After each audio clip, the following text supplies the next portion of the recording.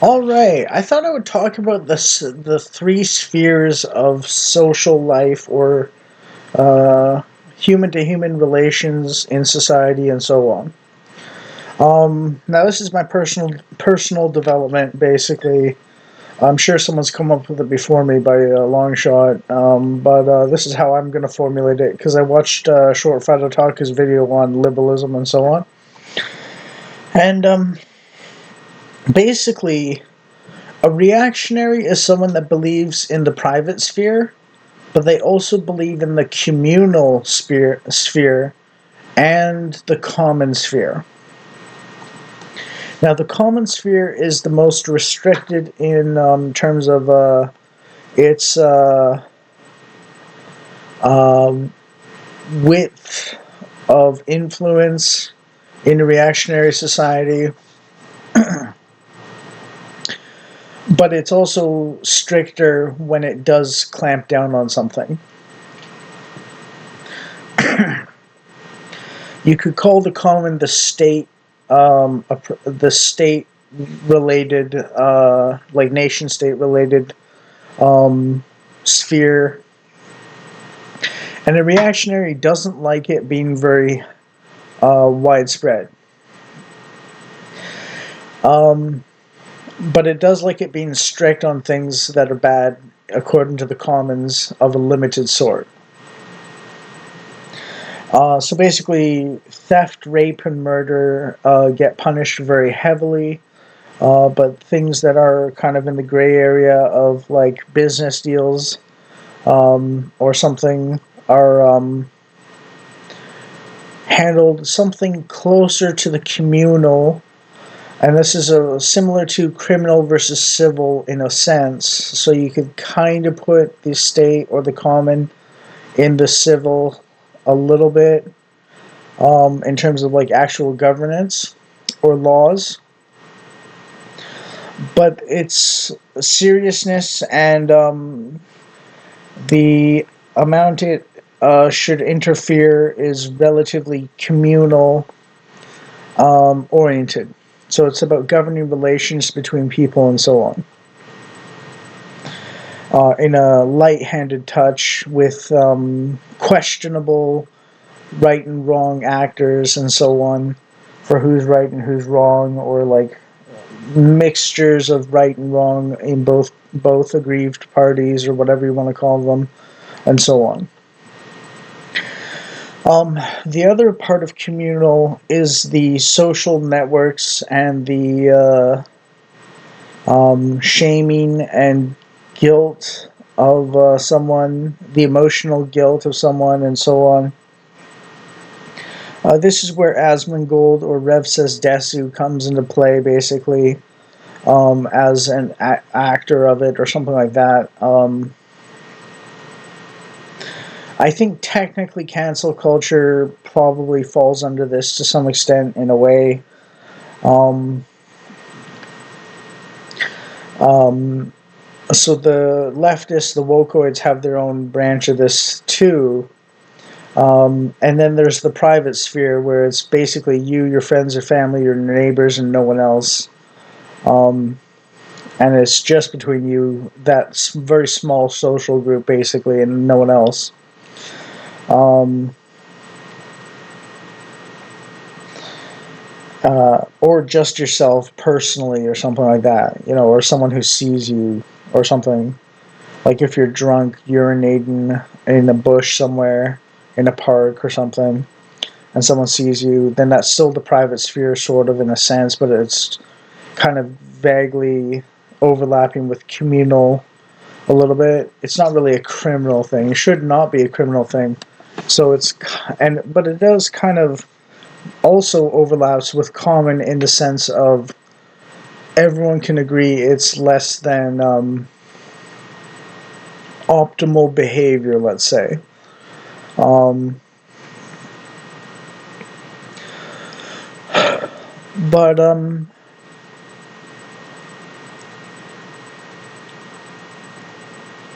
the three spheres, private, communal, and common, are the simplest autistic way to put it for the severity of wrongdoing in context and so on. And it's also communal is like a 50-50 thing, whereas common violations of the common should be like a 90-95%, 5-10% difference thing. Or 99% versus 1% or something like that, basically. It should be a very consistent thing and so on. Now, we do get into problems with the woke left with their statement, the personal is political and so on. And that's really one of the problems that we have with the woke in the first place, is they started the war on decent human behavior by politicizing everything and making everything about social systems being the problem, not people themselves being the problem. And the reason why that's bad is because literally you do not have a social system unless it's built up by people as individuals. A social system is just the average aggregate of people and their decisions and so on. The foundation versus the rest of the institution is backwards under woke leftism.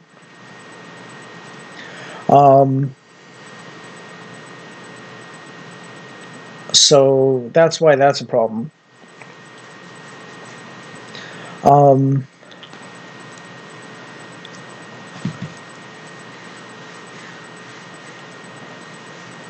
As for so basically, long story short, it's about degrees of having a problem, personal problem, and degrees of making it other people's problem in severity or extent or widespreadness or something like that. That's one of the reasons why light charges can pile up and get heftier punishments and so on. So it's about extensiveness, not just intensity of wrongdoing, and so on. Yeah. But the socialists don't believe in the three tiers for other people. They only believe them for themselves as methods of action while ignoring the fact that they're actually acting in this capacity. So there's a naivety or ignorance kind of zealotry to them that makes them evil and insane in the first place. And why the personal is political is a leftist slogan, because they want to control the world, basically. The reactionaries do want some common controls. They want some communal influences on bad actors, and they want private sphere for the good or remotely decent people to have a good time doing their own thing without bothering too many other people, and so on. So that's why the reactionaries are superior to the liberals or the woke left, because basically they understand the three spheres exist. Or levels of society, basically. And they have a greater degree of personal restraint from wrongdoing on a person-to-personal level, which is what makes the societal system run in the first place.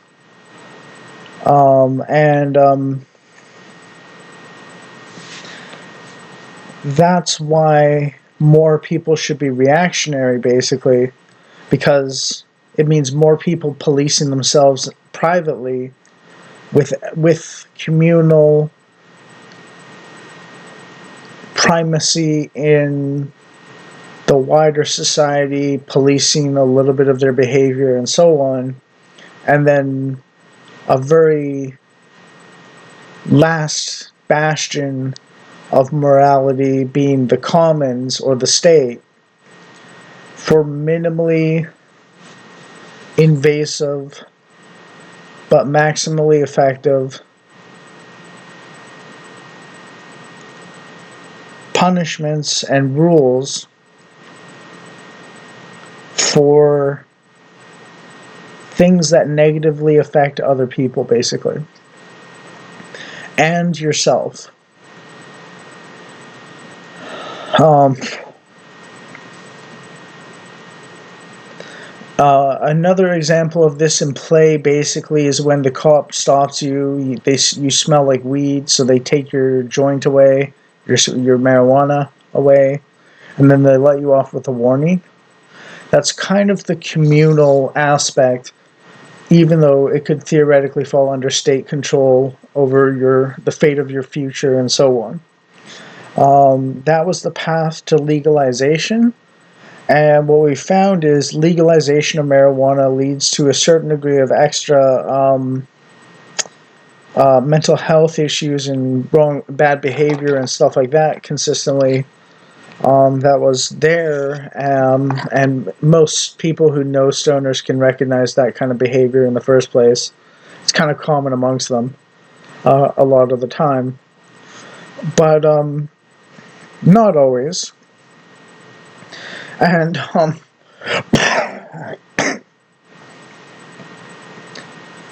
the communal aspect can be sacrificed for the private when someone is kind of noticed and on discernment and personal judgment through personal responsibility drives of the better off or more well put together people through their judgment that someone is breaking a certain taboo or law or social norm or something like that, technically, but they're not causing wider problems to other people, so they've got a grip on themselves and so on. And that's one of the reasons why stereotypes exist and stuff like that, because the consistent statistical assessment of certain demographics is that they make their problems other people's for various reasons. And you can judge the individual, or you can judge it based on stereotypes, and you can do a judgment based on a mix of both, perhaps. But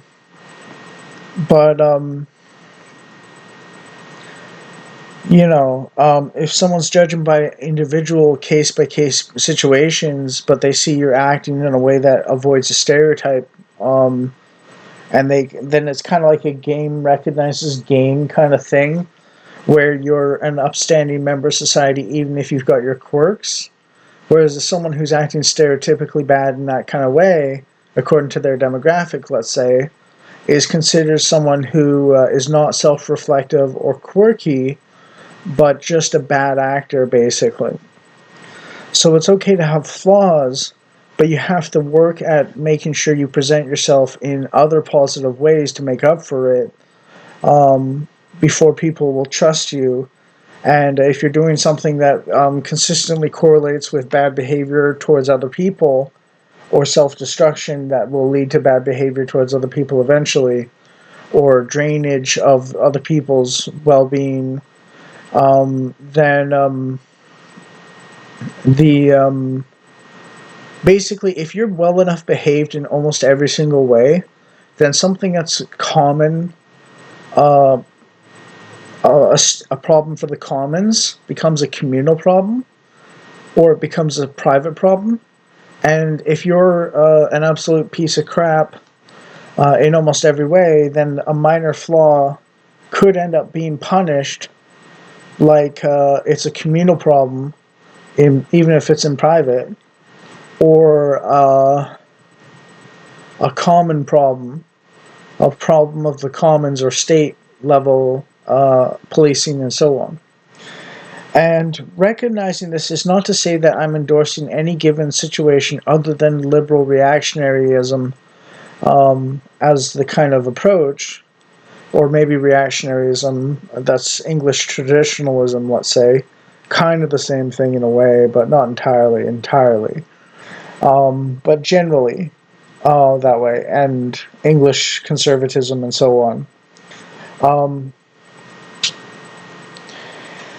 Short Fat Otaku also made a claim that separation of church and state was in the Constitution. What he doesn't know or did or left out is that the literal United States churches were state churches, in fact, in like 8 out of 13 colonies. And 1890 did, in fact, or 1892 or something, did in fact have a Supreme Court decision that said America is a Christian country. So it's not an Islamic country, it's not an atheist country, it's not a Jewish country, it's not a Shinto country, it's not a Hindu country, it's a Christian country. And that's constitutional.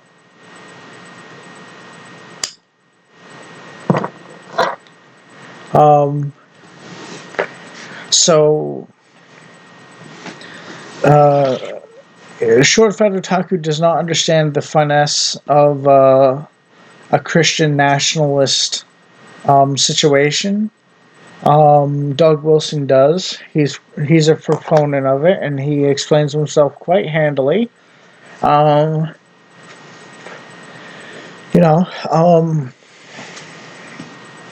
the purpose is to not force a state church, but to force basic biblical text like the Ten Commandments, a swearing that loyalty to Jesus Christ, and so on,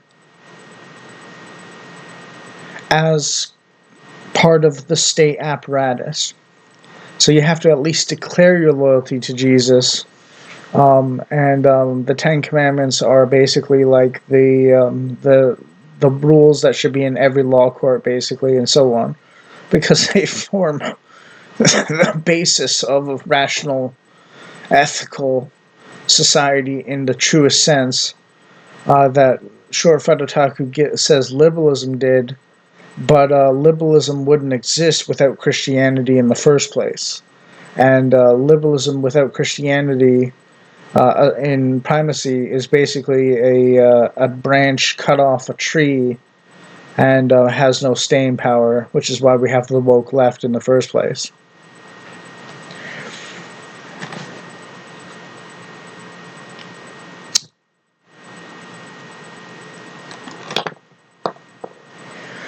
So yeah, um,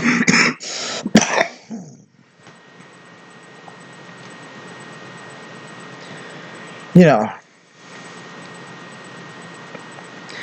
the norm should not be respect everyone else's religion. The norm should be respect Christian religion, and the outliers should be respect other religions or lack of religion or something like that. And the law should reflect that in a very light touch kind of way. Like I said, loyalty to Jesus and the Ten Commandments. Um,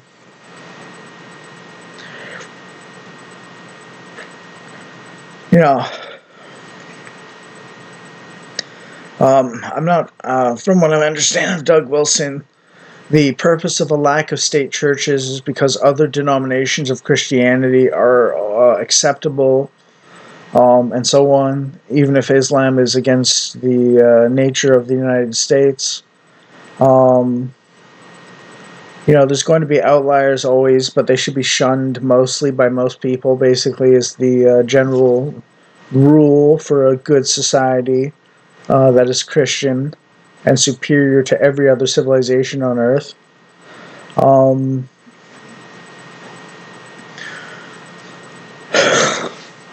and that's a matter of private and communal and so on stuff. But the state, the state should be Ten Commandments and loyalty to Jesus, at least on paper. Um,